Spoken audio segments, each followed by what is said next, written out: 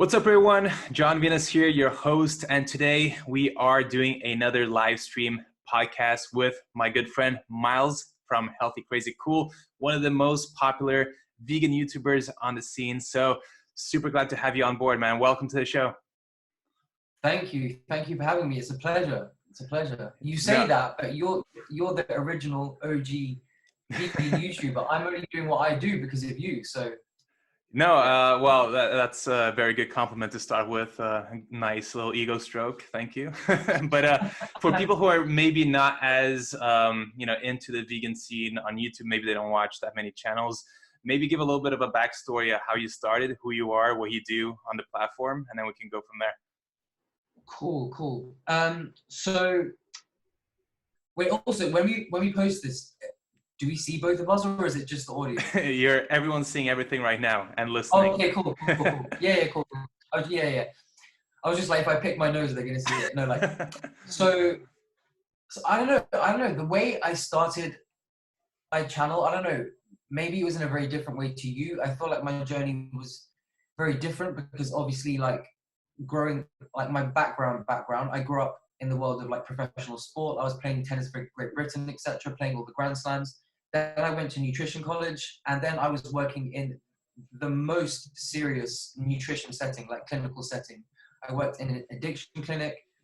I worked in an eating disorder clinic as their nutritionist, obviously, and the job was a blessing. I learned so much. I think the experience I got there, I could never get in 20 years anywhere else. But at the same time, it drained me mentally completely, especially because I've suffered, with mental health and just physical issues in the past. So I feel like taking on the burden of so many people's problems, physical and mental problems, just, I don't know, it wasn't for me. It's not something I could maintain long term. And so I was kind of looking for a creative outlet. And then one of my friends, actually, you probably know her. She used to be vegan, but she's not anymore. She used to be called Brianna Jackfruits, and I'm sure you remember her. I don't, but carry on. Okay, cool. Yeah, then I became friends with her. She was already a YouTuber, and she was like, why don't you just start the channel? And I don't know. I just started posting videos and didn't expect it to become my career whatsoever. Like, not in a million years would I guess that I'm doing what I am today.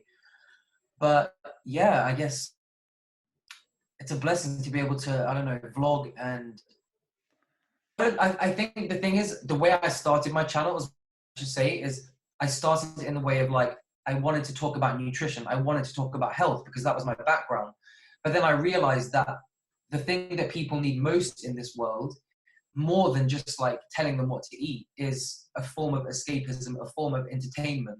And I think that's the path my channel went down, because I realized there are so many health experts in this world, like, I know, you being one of them, always giving great advice, etc. There are people like Dr. Greger, all the plant-based doctors, and I'm not one of them. Like, if there's one thing I can do, I feel like maybe I can put a smile on people's face and just entertain them rather than going to the science of things. So I guess that's kind of the premise of what I do. Yeah. Yeah, no, that's it's a very good premise, and there's a lot to unpack in there. But first, like, just to bring it way back, you mentioned briefly the sports background. So we've talked privately about this, but you are extremely into that whole world, right? Like up until like the age of 17, was it something like that, or like it was more like it was an all in kind of focus in your life, wasn't it? Yeah, it was crazy. I mean, I didn't have a normal upbringing at all. I started playing tennis when I was 3. By the time I was 12, I was picked up by a management group, and I left home when I was 13. So I was sent to Florida alone, where we were just training like 6 hours a day. Didn't have any education, nothing at all. And then, like, the world that I was in, I think it's different as well, because it's not just the sport world, but the world of individual sport. It kind of makes you, I don't want to say it's a selfish world, because like a person is not selfish based on what they do, but my life only revolved around one thing and one thing only, and that was playing tennis, competing. And then of course, like, I got to a very high level, got to the final of Junior Wimbledon when I was 17. But then I had 4 surgeries and I had to stop when I was 19. So 19, yeah. it was kind of like, I guess, yeah, a stupid thing to kind of put all the eggs in one basket, Right. because you never know, like, especially in sport, you're kind of like a commodity. Hmm. And when you're damaged, you're just damaged goods. People don't want to know. Yeah. So it's kind of like my life was over, just overnight kind of Yeah. thing. So you didn't actually go to school when you were like, focusing all in tennis, or did you have to, No, was there any mandatory exams or anything that you had to do, or nothing. I mean, nothing? legally there are if you're living in the UK, but it's a common thing that if you're like, again, I don't, if you're like, I guess, that good in sport at a young age, it's quite a common thing that they pull you out of school. And I guess it's a very, very irresponsible thing. I think, again, we're going back like 10, no, like when I was 13, so a long time ago. But I think they wouldn't get away with that now. But again, this wasn't even just the decision of my parents. It was like my manager, my agents, people like Yeah. very, very irresponsible. I feel like no matter what you're doing, no Hmm. matter how good you are at something, you always have to have an education, right? Yeah. So And this is just, me asking, but because of that, did you feel like you were missing out on social, interactions and yeah, growing up with other kids? Did you feel awkward around other kids because you didn't know how to communicate in a certain way? Or were you that focused that you just, tuned everything out? Like, how was your relationship socially to the rest of the world yeah, at that yeah, point? yeah. No, it was weird. Like growing up again, I wasn't allowed to do anything normal. I wasn't. I mean, to a certain extent, I was, but I wasn't allowed to go to kind of parties. I didn't do normal things growing up. I mean, yes, I'm very blessed. I missed out on certain things, but I got to travel the whole world before I was 18. Yeah. And of course, I was traveling with people the same age as me. So I always had good friends that were like my family. So I'm blessed to have had that. Yeah. But like, yeah, any kind of normal thing that kids would do, I didn't get to do. So Yeah. I feel like I'm kind of doing them now instead. Never too late. Exactly. Yeah. Okay. So after the injury, and when you got that news, or when you realized that you were never gonna be playing at that level, or I don't know if you had dreams of being one of the best players of all time, or what your dreams were, but when you realized that that was no longer the case, what happened to you, like mentally, physically? What was the journey after you found out that this whole journey was basically come to an end? Yeah, I think the hardest thing for me is that I truly believe that everyone around me, like say, even I can't say both of my parents, but one of my parents, and like manager, coach. As soon as I was injured, like I felt that these my family, that they loved me, but it was just like they completely disowned me. And Hmm. so, like obviously, I had nothing to fall back on. Eventually, I went back to nutrition college and had to go through biomedicine to get into the course, etc. First, but for years, when I stopped, for years I fell into, again, I know me and you, we're open about everything. I fell into, drug addiction, exercise addiction, anything to not make me feel the pain that I had inside. So it's Hmm. almost like 3 or 4 years of my life were a total blackout, Yeah. because my goal when I woke up every day was just not to feel, because I had so much pain and I felt, and again, even though I was cut short because of an injury, I felt like a failure. To an Hmm. extent, I still feel like a failure, and that's why I put so much pressure on myself with everything that I do. But Hmm. yeah, those years following that, it was just a total. I mean, I'm lucky to be alive considering what I did to my body, Yeah. really. Yeah, no, I have some friends who have gone through, similar, not so much with, to that extent, and that dramatic of a shift, but I do know a lot of kids who are put under a lot of pressure from whether it's their teachers, their parents, grandparents or whatever. And I feel like, no matter how old you get, or what age you are, I think those things that you kind of go through, when you grow up, kind of stick with you and take a lot of, inner work to get through. So, we have talked a little bit about this, and it seems like you're in a much better place. And, that was a very dark couple of years. But to a certain extent, like, it must be, you know, super cool now to understand that, obviously, like, your careers have taken a completely different path, but right now you're kind of a big figure and inspiration to a lot of people. You provide a lot of value to a lot of people's lives. You help with a lot of people's emotional health and issues. So it must be, at least a very positive thing for yourself to see how much of an impact you have had, in the last couple of years compared to when you were at that dark place and stuck in that, dark phase of your life. No, of course. Yeah, I have to look back and have that perspective. I'm super grateful of what I'm able to do now and the fact that I'm able to give back in a certain way. But like you said, certain things do stay with us no matter how old we get and when we're an adult. And so still to this day, I'm because of the way I was raised, and like you have to be number one or you're nothing. It's like with every single video I make, I'm sure you're the same. It's like if it doesn't do as good as the last one, I feel like a failure. If I don't, it's like I can't. It's like it's almost like I'm so blessed and to be doing what I'm doing, and I love it, and it's a blessing. But it's always a constant battle with myself still, because I still have this feeling of whatever I'm doing is not good enough.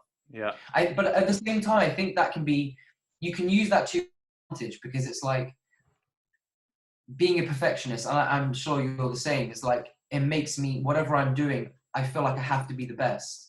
But at the same time, so you do, I guess it makes you good at things, but at the same time, you always feel like you're failing. So you can't win at the same time.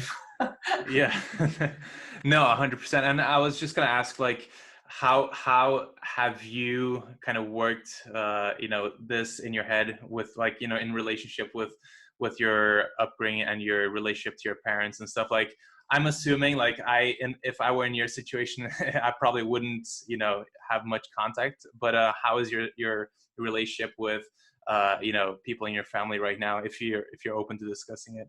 No, it's totally cool. Yeah, I think I have a brilliant relationship with everyone in my family. My sisters are the ones, I have two sisters, I'm in the middle.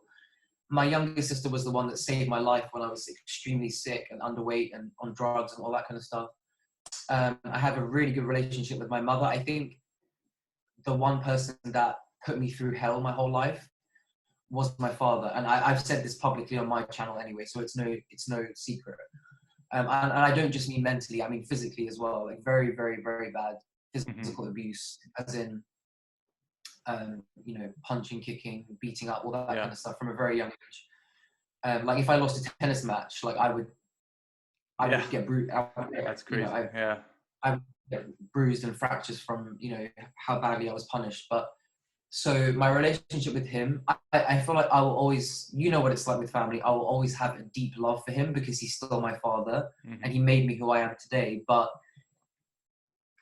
yeah, it's like that he's the one person that I guess put me through hell, so I don't have a normal relationship with, but everyone else I have a good relationship with. So I'm lucky with that.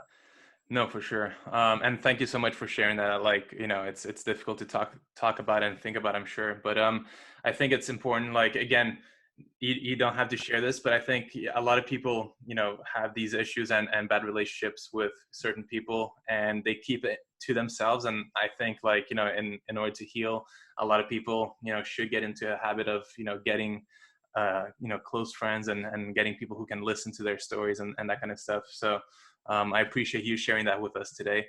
In terms of actually, getting out of that, those darkest places that you went mentally, what was the one thing, do you think, that actually got you to overcome that huge kind of setback, do you think? If I'm being really honest, I think the one thing that gave me the reason to fight, to live, and to actually like do something big in my life, or try and do something big in my life again, was when my nephew was born. And you've seen on my videos, like I call it, like, what I today with my son. Your son, my son, because he's like my clone. And when he was born, he's almost 10 now. So he was born when I was like 22. Because I raised my own son, like I helped every day when he was a baby, and that it was almost like I couldn't take care of myself because I was so mentally and physically sick, but I was able to take care of like another human being. I don't know if I guess because you have a real son, but it's like having that in my family and having something to fight for gave me a reason to live. Mm-hmm. And then, yeah, to be very honest, I think that was the one thing that saved my life, the Mm-hmm. birth of my nephew. Yeah, For no, sure. yeah, no, I was just gonna say that, from my personal experience having Noah, you kind of like, not that our problems aren't real or important or anything like that, but you kind of realize how innocent these life forms are, and when they come into the world as complete blank slates, and everything is an opportunity, everything is completely new, and you kind of realize that you can paint your life the way you want, like ahead of you, and have everything in front of you, and the presence. Like for me, the biggest lesson Noah has taught me personally was just how present he is, and how he Yeah, doesn't constantly think about problems, or he's never yeah, anxious or depressed or anything. Like he'll express his feelings, and once it's done, it's done. He moves on to doing whatever is right in front of him. So that was like my biggest lesson exactly, from him, was just being present and living in the moment, I guess, which helps a lot with like exactly. mental health. Yeah. Exactly, and that's one of the biggest things I always say is try your best to see the world like through the eyes of a child, because, and I think that's one of the reasons why I still act like a child in certain ways, and I'm kind of very immature because, like you said, like a child's mind is so pure and so they don't have all these like external worries. They live in the moment, they are in the moment, and it's almost like we as adults can learn from children. Yeah. You know No, what I mean? 100%, man. Like I still, like, I tell everyone that he's my greatest teacher for sure. Exactly, And exactly. I stand by that 100%. So, for people who are listening, who is not familiar, what kind of videos do you make? Because when I found your channel, it was, years ago, but you were more on the educational side of things. You were more talking about specifically about nutrition. And the reason why your channel caught my eye was because you're saying kind of the not the opposite, but you're challenging a lot of the common beliefs of low fat eating, and a lot of these trends and diet types that a lot of Yeah, vegans were promoting online. And I really like that, yeah, because what you're saying makes it was common sense, and it was really refreshing for me to see. So that was how I found your channel, but it has since evolved to you're still providing a lot of amazing, delicious food recipes and talking about nutrition in a less heavy way. But like, can you explain what kind of videos you're currently making and what you've seen the most success with? yeah. I think again, yeah, like when I first, I think it was funny because I think when I joined the scene, I don't know if it was like 2017, maybe end of 2016. I was, it was almost like I was angry at some of the just the bullshit that is in the vegan community. Like, like when like, don't, just if you think about it, only 3 to 4 years ago, people were eating raw till 4. They were Yeah. eating like starch solution. They were eating, again, like just the most ridiculous vegan diets, which, yeah, of course, there is a time and a place. Everyone, it really pisses me off when people talk about, Esselstein this, the China study that. It's like, yeah, if you are someone that is obese, if you are a 50-year-old, if you have heart disease, then this is the advice you should follow. Mm-hmm. But the people that watch my channel, the people that watch your channel, they are not 50-year-olds who are dying of heart disease. Yeah. The people that watch ours are young, impressionable people, and they don't need constant repetitive videos telling them that oil is going to kill them, or that the fat you eat is the fat you wear, which it's not, and we all know it's not. Or, like, you have to eat under 10% of calories from fat, or like just ridiculous things that may be appropriate for a tiny niche amount of people. Yeah. And I realized, Jesus Christ, what are people talking about? Like, if I want, like, both of us, right, we want more people to be vegan, and the diet that is going to turn the world vegan is not one that is based on fruit, is not Exactly. one where McDougall tells you that the fat you eat is the fat you wear. The diet that is going to turn the world vegan is one that looks appealing to people that are non-vegan. Yeah. And I realized that very early on, that people don't need this constant banging of this is the best diet, this is the worst diet, do this, do that. Like, people need easy, realistic examples of how to follow a plant-based diet, and one that will satisfy them, one that tastes good, one that's easy, one that's affordable. And so that's my ultimate goal now, because it's like, yeah, like I said, it's young people that watch us, right? It's not old people, it's not old people with heart disease. And I think that's why I changed the direction of my channel more into entertainment, but also with the inclusion of healthy meals.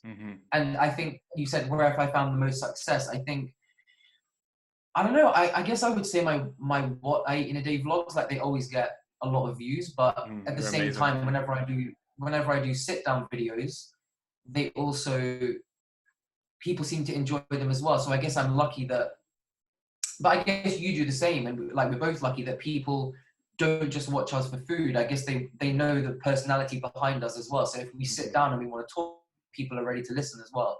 Yeah. And I think that's why it's so good, and that's why I have so much respect for you as well, because both of us are outside. We both speak our mind. We're not afraid to speak of things that other people won't say. You know, like the first time I made a video saying like the fat you eat is not the fat you wear, everyone was like, "Oh my god, like you can't say that. Like you can't challenge Dr. Google. You can't." I'm like, "Why can't I?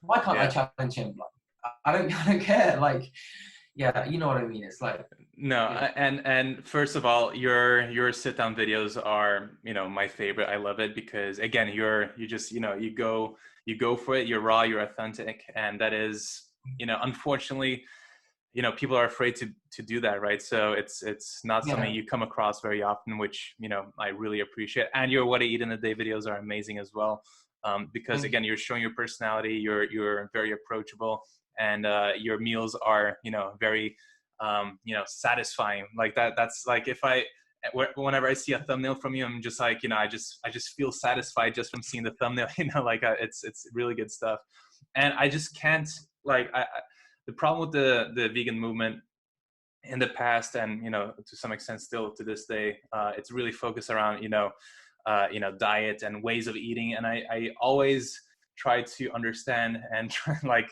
I never understood why people were just like, you know, following something that they had to, like, you know, look at, like, stare at their watch until 4 o'clock, and then finally they can cook some rice or boil some potatoes. And like, it doesn't make, these rules don't make any sense. Like, why 4 p.m.? Like, it doesn't, there is no exactly, no sense to it. like number one, they don't make sense scientifically, and number two, it's like people that aren't vegan, if they say they go on YouTube, that's the first thing that pops up. They see that as a representation of veganism. They're just going to give it this one and not come back. You know, it's doing it, those kind of diets, and people that promote that are doing a disservice towards veganism, and they don't realize it. No, 100%. And I think that's why, go for it. like, look, I think we both agree that there is no, we should all be eating whole foods. We should all aim to, you know, eat wisely and be, you know, look after our health. But there is no one perfect way of eating for everyone. And that's why I think both of us do the same thing. But in my videos, I'm the first one to admit my flaws and to say, like, I eat way too much tahini. Don't copy me. Like, I'm just an addict. Like, but I think it's good. I don't know. Maybe that's why people relate to me, because I admit my mistakes before people call me out on them first. I don't know. But you know what I mean? There's no one way for everyone. No, and I remember back in the day, years ago, I made a video on the raw vegan diet, and you know, that was probably the first video I got, you know, thrown, like, a lot of hate, you know, thrown at me from the vegan community, right? Because a lot of people back then, not so much anymore, but a lot of people back then were on a, you know, fruitarian or a raw vegan diet. And I was, you know, making the case that, you know, I don't, you know, recommend it, because when it takes a much more advanced, you know, nutritional knowledge to meet your nutritional needs, whatever. And just coming from, not saying that it's bad, it's horrible, it's going to kill you or anything like that, but just, you know, talking about how, you know, I don't promote these eating patterns because it doesn't, you know, it wouldn't be something that appeals to the majority of the population, right? No one's going to want to be vegan if it means that they can only eat, you know, fruits or raw foods and these boring things, like we were just saying, right? And, you know, of course it can be, you know, we both know people who are on a raw vegan diet and have been long term, and they seem to be doing fine. But it doesn't mean that we should, you know, just never talk about it and just say that it's completely fine, because I do know, on the other hand as well, a lot of people who have struggled and who have completely failed on the vegan diet because of these horrible eating patterns or less optimal eating patterns. So yeah. Exactly. No, Exactly. And it's like, not like you just said, not only does it not look appealing, and not only do people find it hard to stick to, but you have to think like, how can you promote that kind of diet to when most of the world don't even have access to that much fruit or yeah. that much fresh produce, you know, No. or even if they do, they can't afford it. So it's like, again, if we really want to turn people vegan, it's like we have to bring it back to the basics. What is realistic? What is tasty? What is actually going to satisfy people to stick to this lifestyle? And No. yeah, like No. again, and it's like if we look at all of the people that are now ex-vegan, it's because, I mean, we look at all the dumb vegan, the dumb things that they were following. It's like it's a no-brainer, right? It's, Yeah. if you choose to malnourish yourself, you're an idiot. It's not veganism; it's the idiot that did it. So Exactly. No, I've said this before as well, and I think you've made a couple of videos on on the ex-vegans, and they're probably one of my favorite videos as well. Really, really good. Everyone loves them, and what you say there is absolutely correct. And you can always, whether it's from knowing them in person or watching a lot of their videos, you can pinpoint the issues pretty quickly, I think. And a lot of times people forget that it's not only you know the diet itself that makes someone quit a vegan diet, right? It's a lot of peer pressure, friends, family, husband, wives. There's a lot of different things that can play a role psychologically into not feeling well, right? And a lot of people, that are looking for an excuse will find an excuse wherever they want. And unfortunately, that is the way that a lot of these ex-vegans have gone. They've just blame the most ridiculous things for not being able to stick exactly, to the vegan diet. exactly, and I think that's why I made those videos. It's not, I don't, I'm not someone like Freely, for example. To be honest, I have a lot of respect for Freely. Like we're actually friends now. Like we talk, and I because she turned me vegan, I always love her for that. But someone like that, I'm not someone to make videos to slam people just for not being vegan. It's like, Yeah. if that's your choice, okay, that's your choice. I don't agree with it. My problem was the fact that people lie and they didn't take responsibility for their actions. It's like, if you really cared about veganism at all, then you would at least say, okay, guys, this is the diet that I followed that made me sick. Don't follow it. I'm going to take my old videos down. I'm going to stop selling my dumb plans that tell you to eat 1,200 calories a day. Yeah. So my problem is that people don't take responsibility. It's not that they're vegan or not. Like it's not just about that. It's, No, you 100%. know exactly what I mean. Like, yeah. 100%. And you touched on that Freely made you vegan. So let's go there a little bit. Like, what was your kind of vegan journey? Did you watch a video? Like, what actually made that switch happen for you? For me, it's strange actually, because I have always had an aversion to meat. Like I was, when I was in sport, again, like I know that veganism and vegetarianism is accepted in sport now, but don't forget when I was competing at this, we're talking 10, 12 years ago when I stopped. So like even vegetarian athletes wasn't a big thing back then. So I was forced to with every meal to have animal protein. I was forced to eat red meat, a lot of fish, eggs, and it just, not thinking nutritionally. Like I wasn't thinking at the time, oh, what's the best for me? Like, to be honest, my diet back then was a pile of shit. I just never enjoyed eating animal products ever. Mm-hmm. So when I was left on my own devices, I just naturally stopped eating them. And one day I realized, like, wow, I'm vegan. Like maybe I should call myself vegan, because I haven't eaten animal products in like years. And then I started watching vegan YouTube, like obviously you being one of them. I think you were probably, Freely, Freely Rock Christina, and who else was big back in, I can't remember. Maybe like Tess Beg. There was a few of you that I watched and I really looked up to. And then I was like, yeah, like I'm vegan. I want to be vegan. And then I think it's not just about the nutrition side, because let's be honest, you don't have to be, we both know you don't have to be 100% vegan to be healthy. This is a fact, right? Yeah. But for me, it's like when you learn about the ethical side, it's like, that's why you stay vegan, because for the animals, right? It's like people come for health, but they stay for animals. And maybe that was kind of my journey as well. Yeah, that's Yeah. amazing.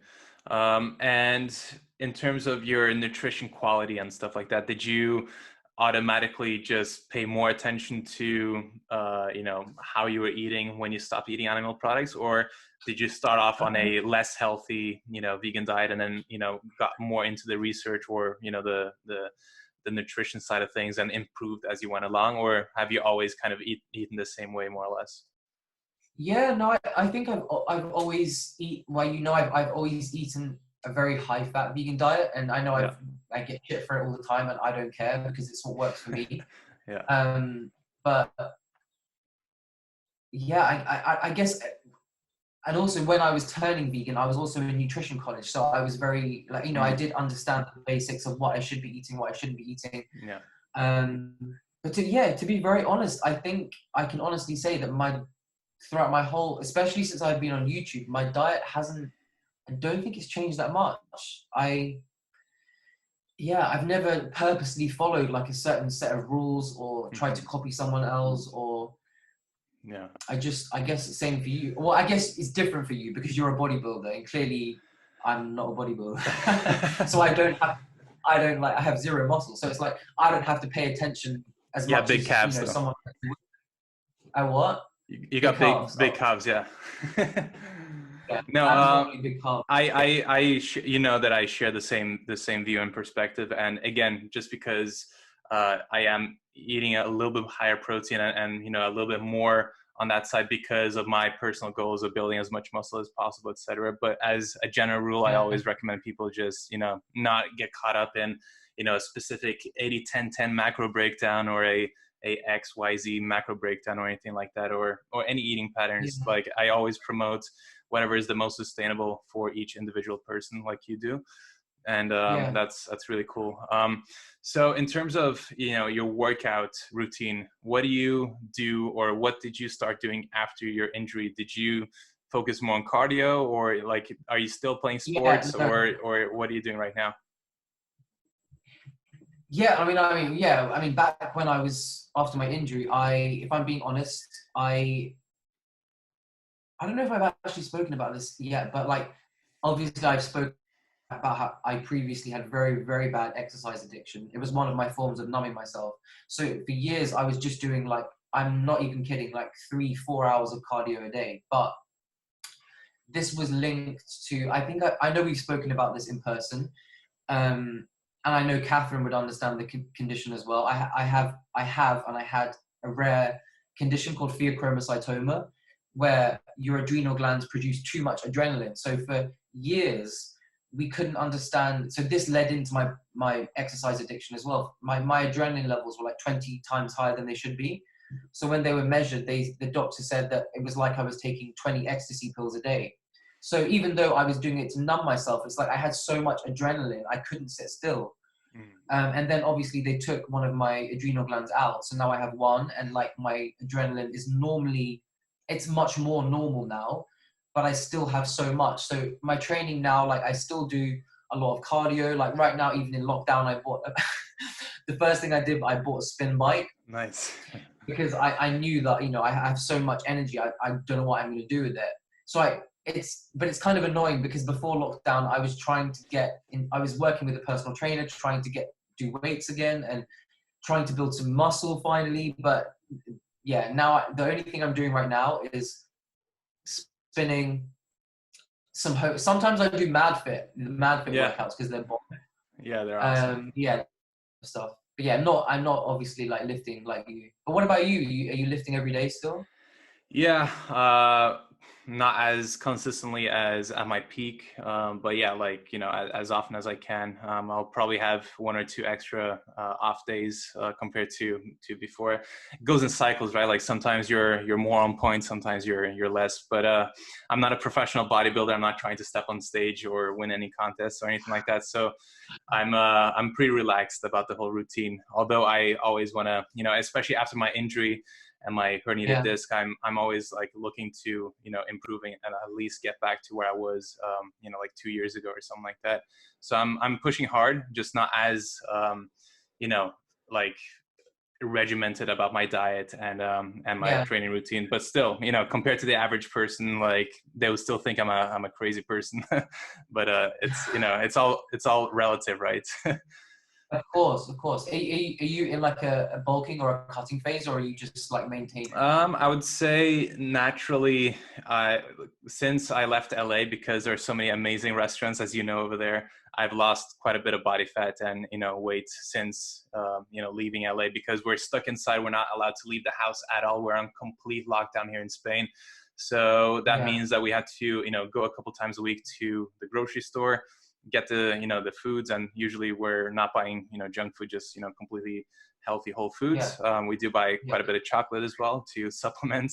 But apart from that, we're eating, a lot better. We're not eating out at restaurants. So naturally, you just slim down a little bit more. But yeah, yeah, no, I'm just looking to, like stay around, maintenance, and everything will take care of itself. I don't really promote bulking and cutting too often, unless, you're a professional bodybuilder or you have a very specific goal to reach, like a wedding or like a photo shoot or yeah, something like that. Then, you can focus on a big caloric deficit or something like that. But it's, again, like yeah. same approach to fitness as nutrition. Is just about the sustainability and how way you can sustain for the longest period of time is what I'm going to recommend. So Do you know what? You know what's quite funny? I don't think I've ever told you this, but I remember like the first veg fest I ever went to. It was like before I even had a channel. It was in 2016, and I queued up to like meet you. no way. I honestly don't think I ever told you this. But like obviously I was like, hey, how you doing? And I told you about what I did, but like obviously I wasn't on YouTube. And it's just strange that like now we do the exact same thing. It's like I don't know. Yeah. It's No, weird. I can't remember that, but that's amazing. I didn't know that. That's super cool. Yeah, that No, must have been. but like we all said, like when we were all together in Veg Fest last year, we like I think all of us in the room, like me, Derek, Maddie, Brian, we all said that you were the one that inspired us to, start our channels and Yeah, well, yeah, I'm not gonna take any credit for that, but again, like people consider me the vegan grandpa, or the grandpa of the vegan YouTube or fitness, at least. So I'll take a little bit of credit, but not too much. But yeah, no, it's you've really done a cool. Like lot. like we're when we're hanging out, and I don't know, I think you said the exact same thing when we're hanging out, and I kept thinking to myself, and I always think this way, but for me at that point, in 2015 when I started, it was literally, very almost no one doing this, right? And Yeah, now it's so cool to, hang out with like-minded people who are, sharing the same mission, same message, and it's good not to be alone anymore, basically. And that's like one of the most, yeah, the happiest, or the most kind of like the things that I'm most happy about in terms of my career or work or whatever you want to call it, is that I can have, yeah. people who are like-minded to share a mission with, because there's nothing worse than being on a mission by yourself. It's, not sustainable, and it's not healthy. Yeah, yeah, no, Yeah. yeah, totally. And I know, I think it's a big thanks to you. I know Derek does say the exact same thing. But I think another thing that's really unique is that I feel like when vegan YouTube kind of like blew up, it was more, I feel like it was 90% female channels. And like, I think Yeah. you were pretty much the only male that was doing it. So now the fact that there's like Derek, Brian, me, I don't know who else, but like, obviously Gaz Oakley as well. The fact that there's like a handful of us now, Yeah. and Yeah. we all support each other. I feel like I don't know, it's really amazing. It feels really amazing. No, it definitely is. And, I think that it's, again, I thought it was going to be, quicker. It was going to be more, more of a progression these last 5 years, but I'm still happy with where it's going. We have to remember a lot of times as well that this is a big shift, in outlook and perspective, and we can't expect a lot of people to adopt this overnight. But still, the progression over the last 5 years in terms of the interest in the vegan lifestyle is pretty incredible, and I think it's just going to keep going. I always joke around and tell people that I'm going to be a big YouTuber when I'm 50 years old. Like, I promise you guys, because that is the point where I think it's going to go mainstream, for real. And it's going to be something that a lot of people are adopting. And, for me, I feel like it's mainstream already because, I live in this little vegan bubble, but I think that, give it 10, 20 years and it's, it's going to be really nice. I can't wait. Hopefully, that's my optimistic outlook, but I can't wait. And also, like, in terms of, we talked a little bit about, what we don't like about the vegan movement, or what we have seen, where we've seen people go wrong and that kind of stuff. Apart from just, stupid eating habits, what are some of the biggest mistakes you see people doing out there when promoting veganism and just practicing it themselves? I think the biggest mistake that anyone can do when they're promoting veganism is to show it as one particular diet. And we both know that there are many people that are still doing that. And that's why I've openly, I think like Dr. Greger doesn't do that. He's the only one that promotes that, there are different ways of eating for different people.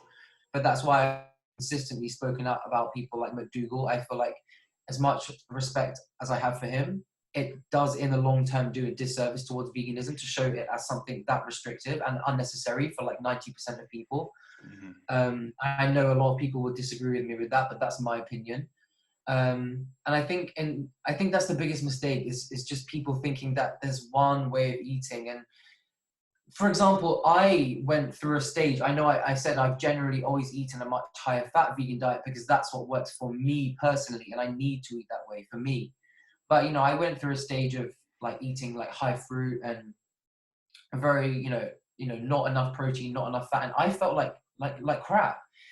And, a regular person that doesn't have a background in nutrition might think, okay, wow, veganism didn't work for me. Whereas if the message was that, there are so many different options that you can try, then it would be like a lot. I think the retention rate of veganism would be a lot higher, especially if people weren't aiming for perfection, right? Mm-hmm. No, 100%. And again, I think one of the biggest mistakes that people make, and we've seen this with people, again, I don't like to mention names because I know he's a nice person in real life, but people like Tim Sheaf, for example, where they are searching for something within a diet that doesn't even exist. Like people are searching for some kind of miracle cure, or to have some kind of spiritual awakening, or to like never ever like have an ache in your body. And it's like no diet in the world can do that to you because we're all human. So I think you have to accept that. And then in terms of like lifestyle habits, I don't know. I feel like people make a lot of dietary faults, but in terms of, I don't know, what would you say? What would you say in terms of?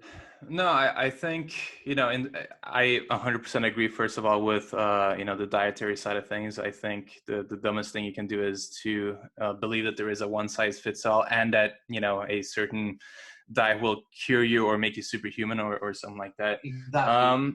In terms of just like lifestyle in general, I think, and this is not just for vegans, it's just for humans in general. I think, when it comes to well-being and health, no matter how good your diet is and no matter how healthy you're eating, nutrition is only one piece of the puzzle, right? Like, mental health, exercise, outlook, relationships. It's, it's all so important. And you can't, you can't just eat yourself to health, even though a lot of doctors will tell you that. It's just not true.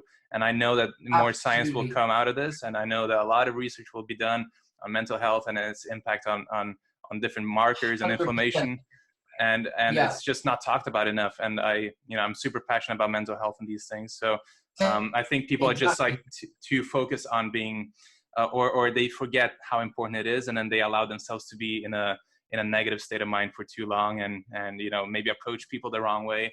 So that is probably one of the bigger mistakes for me, I think. No, I'm actually really glad you brought that up, because that's something that I should have said as well.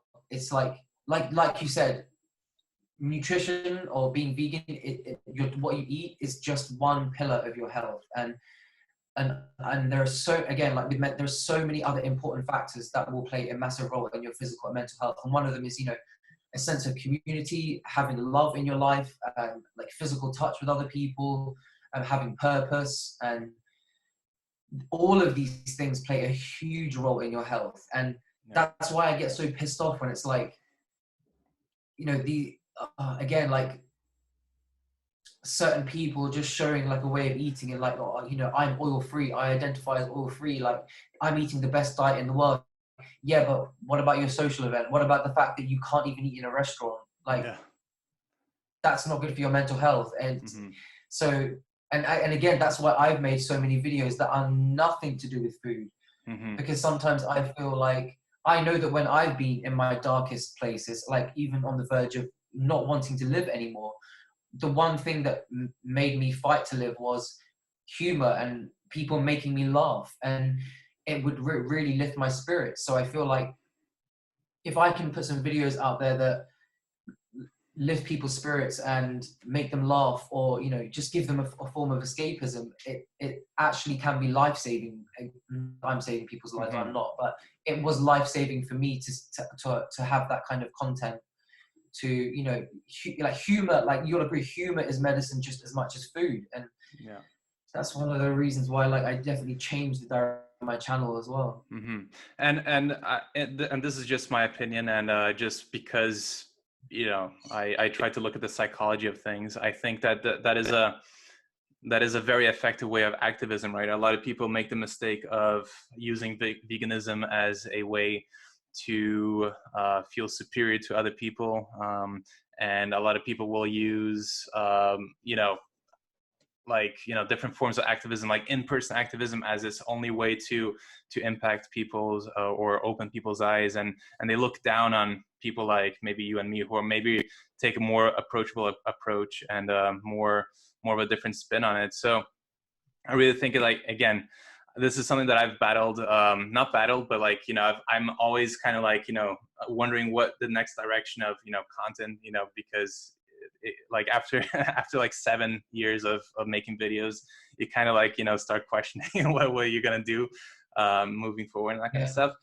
And for me I, personally, when I consume content, I always enjoy the entertaining videos a lot more than the serious videos, no matter how important yeah. these serious videos are.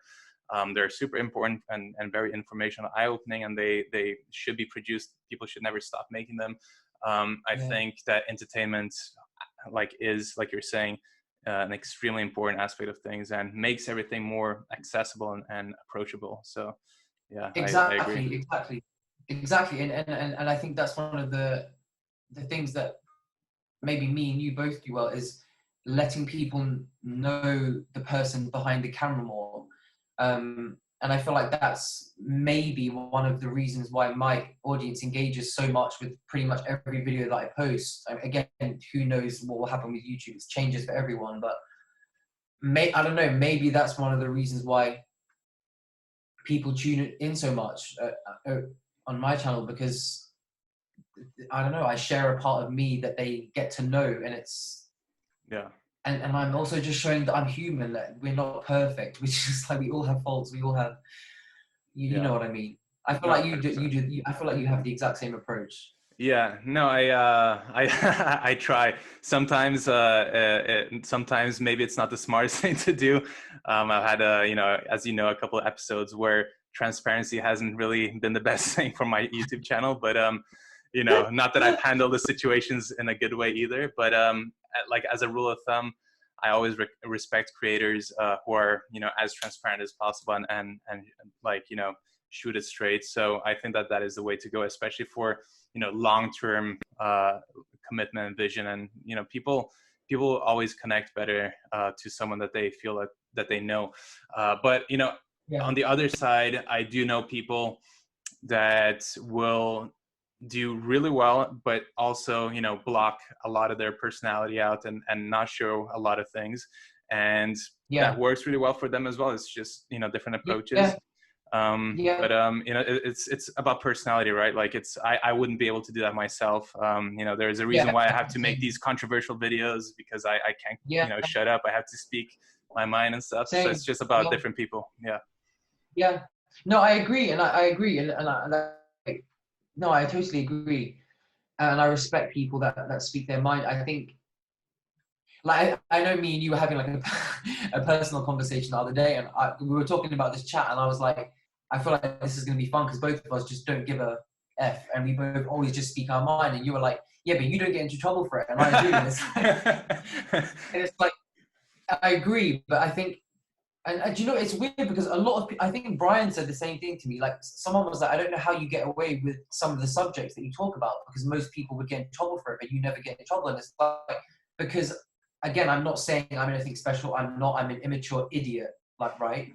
And I really suck at most areas in life. But when I talk about a subject, I do it completely unapologetically. Like if I'm going to talk about something, I'm going to go hardcore and I'm not going to apologize for it. And when you do it that way, when you own it, and like you do as well, then people respect that, even if they don't agree with it. So I think, and I learned that from the beginning, and that's maybe one of the reasons why I'm able to, I don't know, make more controversial videos or talk about more taboo subjects without being cancelled or whatever. Yeah. I don't know. No, Yeah. I think it's a really good approach, and yeah, again, what you're doing, the way that you communicate is extremely effective. Now, we asked our audiences, or I asked my audience, and you did as well, to leave some questions. So I have a couple of quick questions just to make this a little bit more interactive. So this is what came in through Instagram as questions for Miles while we're here. Nothing too challenging, but you know, we'll see where this goes. So the first one is, in a world that judges non-masculine males, how do you have confidence being yourself? I don't know if that's like they're saying that, you know, like one of us is feminine, but yeah, that's Probably a me. little bit They're of a weird probably saying question. that Well, I carnivores say that I'm extremely feminine as well, so I'm not sure. We'll see. yeah, I know. It's saying that, like all the videos saying, yeah. Yeah, if you're vegan, you have to be Uh, feminine though, right? So. of course. The funny thing is, like, those videos, I've never seen such an aggressive comment section. It's like, I swear the comment section in those videos, like, they're all people that were probably like bullied in school really badly, and they have so much anger and aggression, and they're just like hating us. But I don't, that's a good question. I don't know. I feel like, um, yeah, I don't know. I don't actually know how to answer that question. No, it's not a easy question. Like how I think like this is one of the questions that I get the most about confidence, right? And like it's hard because it's so different for everyone. right, right. I think maybe the way that was like, how do you deal with that in a masculine world when I'm not like the most masculine person? Like I don't have a body like the rest of you guys on YouTube. Is just that I don't. If I'm being very honest, I don't compare myself to anyone else. I really have never compared myself to anyone else in my life.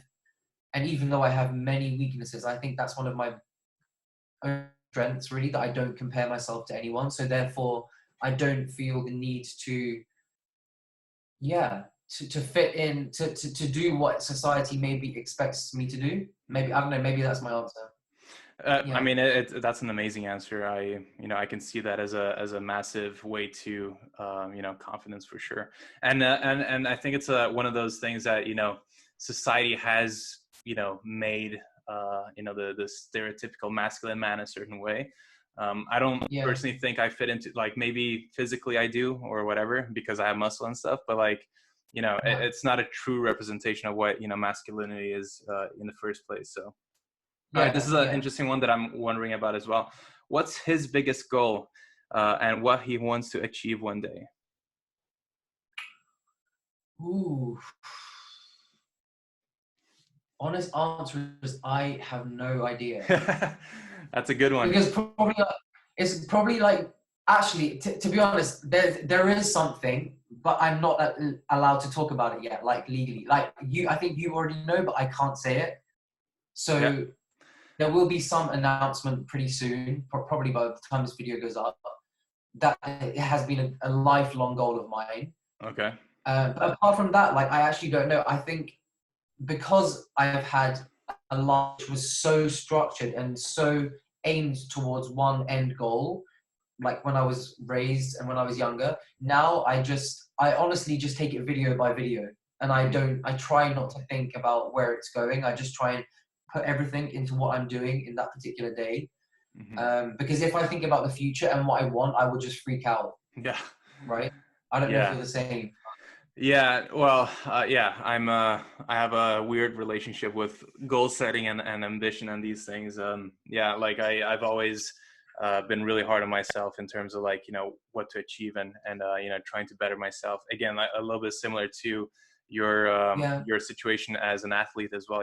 I'm really competitive, not against other people so much, but more against myself, and beating myself up for not doing things to my standard.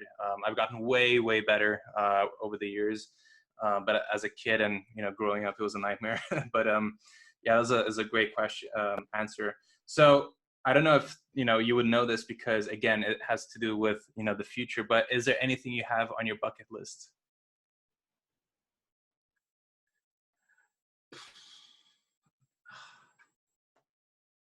No.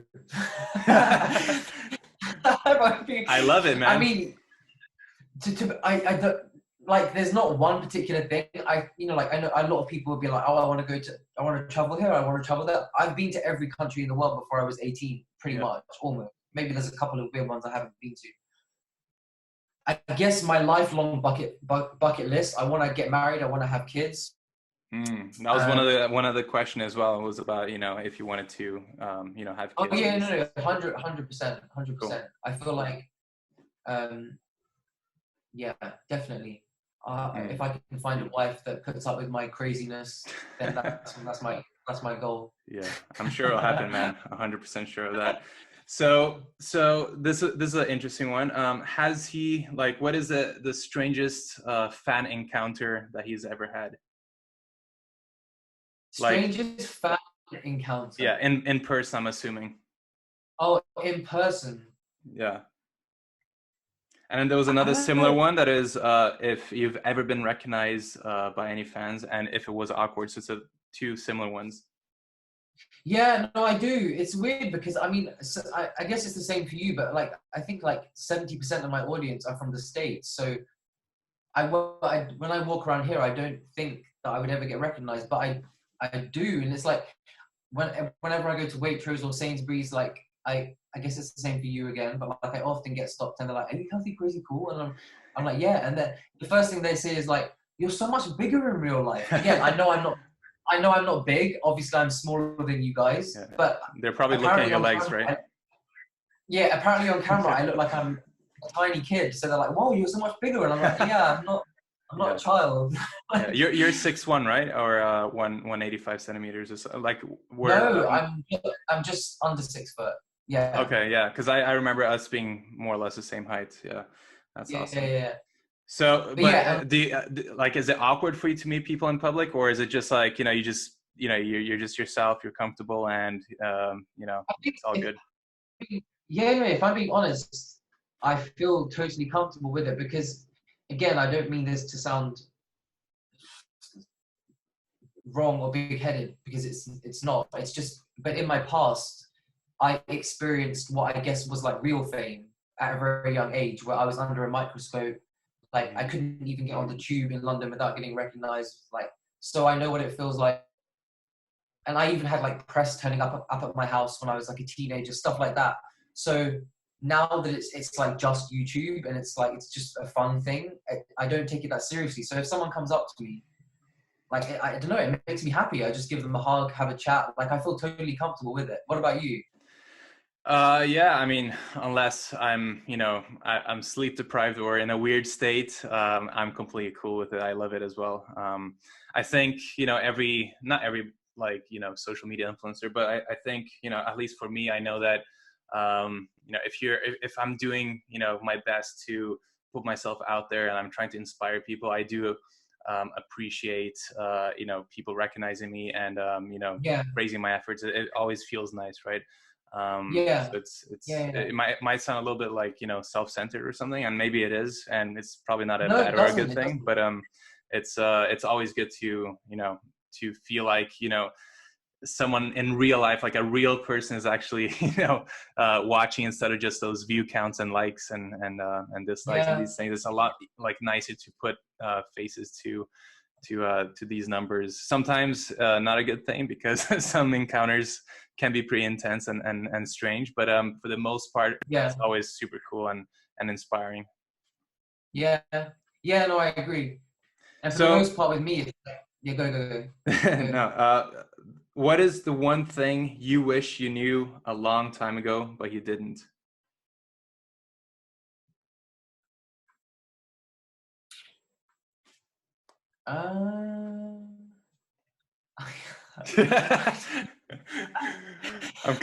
People are leaving these super philosophical questions, man. Maybe, yeah, like, whoa, we're getting a bit deep. I don't, I don't know. I don't know. I was gonna say maybe that it's okay to not always do the best at everything, but at the same time, I also don't agree with that because I want to be the best at whatever I do. So I'd be contradicting myself. I don't know, actually. What would yours be? You're the one supposed to answer, man, not me. Dude, I don't know. Like, again, for me, I was actually gonna say very similar thing, but yeah, I think just like, you know, being patient, I think for me is one of those things, because I always you know, wanted to, you know, reach certain things by certain amounts of time. And at a young age, I would always even though I was always super confident, I would always compare my achievements to other people. And this is not something that I have done in a long time, but I will always be extremely competitive with everyone at everything. So I would probably, you know, understand or want to understand earlier on that it's not about, you know, crushing the opponent and like beating people down to the ground. It's about, you know, just being the best that you can be. So that's kind of like, I think, my answer. This is a funny one. Have you ever thought about trying the McDougall diet? I think it can be very beneficial for you, Miles. No.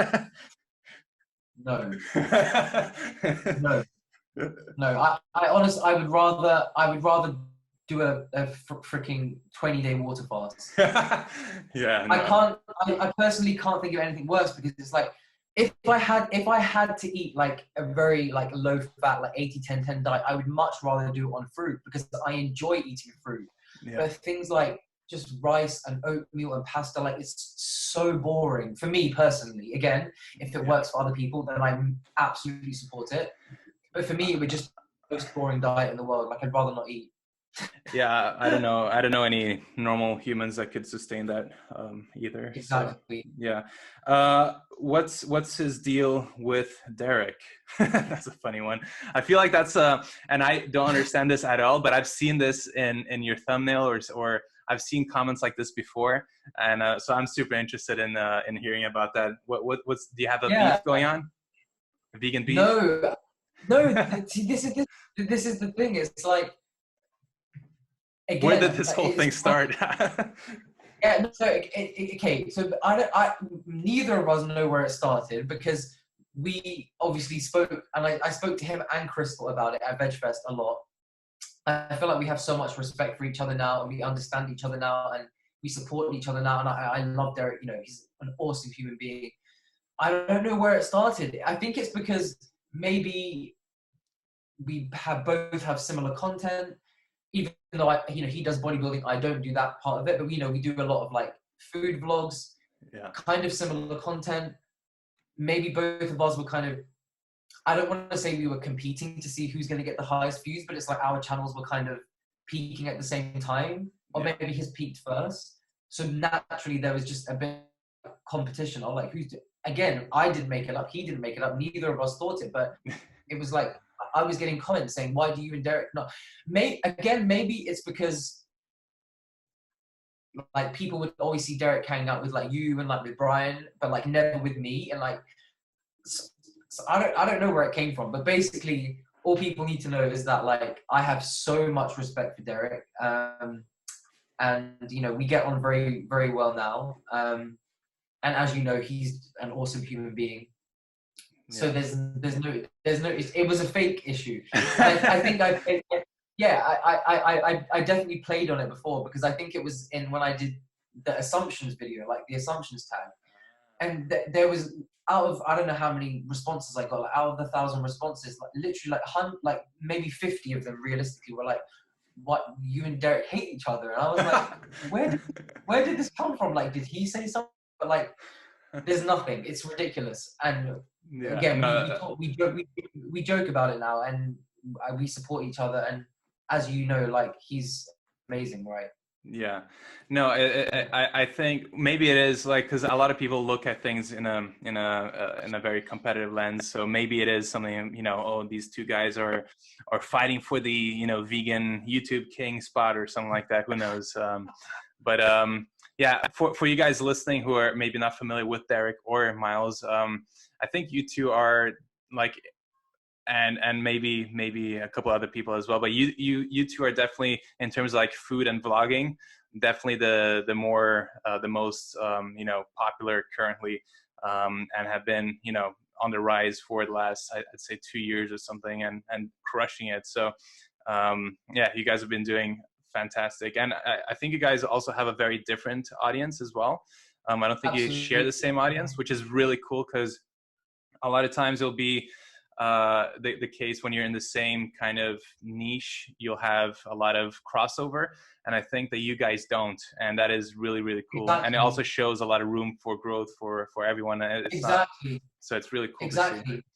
Yeah, yeah, exactly. And I think same with me and you. I feel like we would have totally different audiences. It's like I remember when I texted you a while back saying, what are your analytics? Because I thought it was normal to have like an audience that's 90% female. Like, I didn't realize that was completely abnormal. Like, no, because yours is like 50-50, right? Something like Yeah, that. yeah. On Instagram, it's like 50-50. Yeah. On YouTube, it's like maybe almost 80% male. Yeah.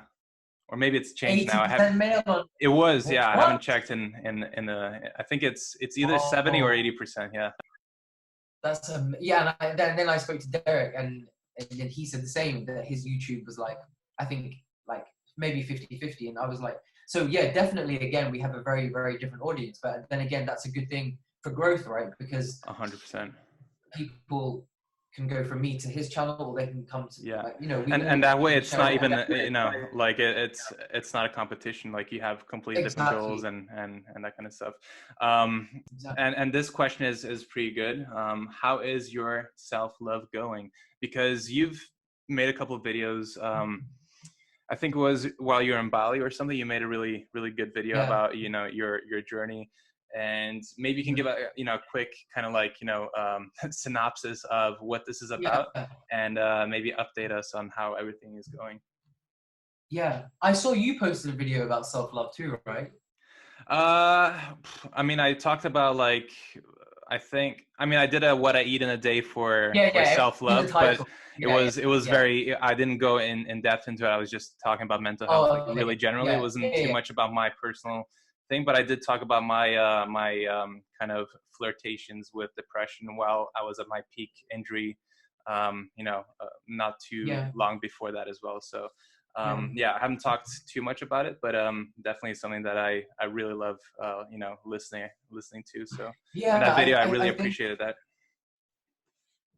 Oh, thank you. Yeah, yeah. Like, I think the reason I made those videos in Bali, well, I made one of them in Bali. I made one of them before as well. And talking about self-love, it's something that I'm going to be honest, I still struggle with. It's like I am a very optimistic person when it comes to lifting up other people. I hope that I'm always like that, and I want to support everyone, lift them up, be positive. But when it comes to myself, I still struggle with that voice that tells me you're not working hard enough. You're not good enough yet. You're not the best in the world at what you do yet. So, and then the reason I made that video in Bali specifically is because I was there with my best friends in a villa that was like paradise, and I wanted to show people that happiness is not just because, you know, you have a career where you can travel, just because you're living in a villa that has an infinity pool and you're with your best friend. It doesn't mean that you can't still struggle with mental health. Where I take my mental health problems with me everywhere I go, whether that's the UK, whether it's the States, whether wherever, with family, without family, with friends, in a relationship, not in a relationship. I take it with me everywhere. So I think that was why I chose specifically to talk about it there and say that even if you have the most beautiful things in your life, you can still struggle with mental health. And I think I'm doing better with self-love, but still not quite there. Like, I don't treat myself the best no, I mean, I do in terms of like my nutrition and like training and like doing, you know, all the healthy things in life, but my actual mindset towards myself is I still have that mindset of I don't deserve certain things unless I've earned them, right? Mm-hmm. So I find it very hard to do nice things for myself if I'm not doing it for someone else. And it all stems back from, I know where it stems from, like the way I was raised, the sport I was in. Mm-hmm. But yeah, so the honest answer is I'm still on that journey, and I'm still struggling. I'm going to be honest. Yeah. It's the only honest answer. Yeah, and that is the most, you know, transparent answer as well. And you know what I always am curious about, because this is not something that, like, you know how it is, like people say, you know, go to a psychologist, go to, you know, therapists, they'll tell you exactly what to do, but you know it's much more complicated than that. You know, it's a lot of people, you know, like, you know, have different paths that they have to take to, you know, overcome certain things, and it's not a, again, it's not a one size fits all when it comes to psychology either, right? So, you know, I'm interested to hearing your perspective on this. Like, do you do you see a clear path forward to overcome this, or do you think that this is something that you were, you know, gonna have to work like extremely hard to, you know, eventually overcome down the line? Or is it more a case of, you know, in theory what you have to do, but you just can't bring yourself mentally to get there? Yeah, I think it just stems from such, you know, I don't know, I like a lot of people say that, I don't know, you're kind of molded, like trying to change someone after your teenage years is like trying to move a mountain. I don't agree with that. I feel like everyone can change and better themselves. And I've worked with therapists, I've worked with psychologists, and I'm very open about it. I don't do this in silence. I always talk about it. But if I'm being really honest, there are some days where I still feel like I will suffer for the rest of my life, and I just have to deal with it, and I just have to do my best and not let it defeat me. Again, because I've had it my whole life. But yeah, I think moving forward again, like we were talking about earlier, like long-term goals or whatever, it's just I really honestly just have to take things one day at a time. Mm-hmm. Yeah. But the thing is, if and the fact that I've been doing that, like if I look back to just 2 years ago, I'm definitely a lot kinder to myself than I was then. So clearly, clearly I'm doing something right Yeah. around all the mess. And I think the people in my life as well have massively helped that, like, you know, friends, family. So I think the thing that gives me hope is that I'm not on that journey alone. So yeah. Yeah. It's thanks for answering that, man. It's I think it helps, you know, a lot of people who struggle with you know, similar things, and it's completely normal. Like Yeah. even the people who look the happiest online and you know, are doing great things, everyone struggles. And I Yeah. really appreciate, and I think a lot of people will appreciate you saying that. And again, I think that everyone who's listening right now, what you can take away from this is that, you know, it's never it's never going to be, you know, perfect. Like no matter how advanced you get, like, you know, with self-acceptance and just, you know, living in the moment or whatever, like it's unrealistic to expect that your life is just going to turn out perfect, just like it's unrealistic to expect that you're going to become a superhuman by eating a raw vegan diet, right? So, Exactly. you know, it's Yeah. about, again, like, you know, taking it one step at a time like you're doing, and I think that's the right path as well. So yeah, Yeah. thank you so much for sharing that, man. If people are wondering, I don't know how long we've been going on. This might have been the longest podcast or interview slash podcast I've done. So and it's gone by really fast. So I really like that. But Yeah. for people who are listening, and you know, who want to just, you know, work towards a better version of themselves in terms of, like, you know, working from a dark place to a much better place, like what is the one thing you would tell them? Again, it's not a one size fits all, but like if there is something that you think can be applicable to a lot of people, what is that one thing? I think the honest answer and the first thing I thought about is never ever suffer in silence, never, because I know that that's the reason I struggle with mental health and for so long, and physical health, was because I the worst thing anyone can do if you're struggling with mental health is to isolate. And you know, as humans, we all need connection. We all need love, like we were talking about earlier. We all need touch with other people and connection, and it's sharing your problems with other people that you trust is definitely a way to get through them, and to know that you have other people on this journey with you. I know not everyone is blessed to have friends. I understand that, but at the same time, I think that, like, the worst thing you can do is to suffer in silence, and also to be in denial about it. You have to own up and admit that it's a problem, and then you have to, don't ever be afraid to reach out for help, because you would be surprised how many people are willing to give you that help. Mm-hmm. I do believe that deep down, every human has a good heart in some way, and I think that's my answer. I don't know if you agree. Oh, dude, it's beautiful. Thank you so much. And for anyone who's listening, and you do feel like you lack that support system, you do feel like you don't have anyone to talk to. If you're watching this on YouTube, feel free to open up and leave a comment in the comment section as well. We'll get a conversation going. That can be really helpful, and I'd really appreciate that as well. And for anyone who's really interested in your story and wants to follow along, follow your amazing YouTube videos, your Instagram, where can people find you? I'm gonna leave the link in the description, in the show notes, as always, but where can people find you, and where are you most active? So yeah, my main platform, I have Instagram. I don't class myself as an Instagrammer. I kind of just mess around on there. But YouTube is my main platform. So it's just Healthy Crazy Cool. And that's where I post, one video a week usually. And sometimes two. During lockdown, it's kind of been a bit more. But yeah, both platforms is just Healthy Crazy Cool. So if anyone wants just a little bit of light-hearted, immature entertainment, they can come over. Highly recommended. Yeah, no, it's I've recommended your channel to so many people, man. It's one of the best out there for sure. So definitely check it out if you're listening or watching this. And thank you so much for joining, man. And look forward to our next chat on the podcast. Take care. Absolutely, it was a blessing. Thank you so much. All right, bye-bye.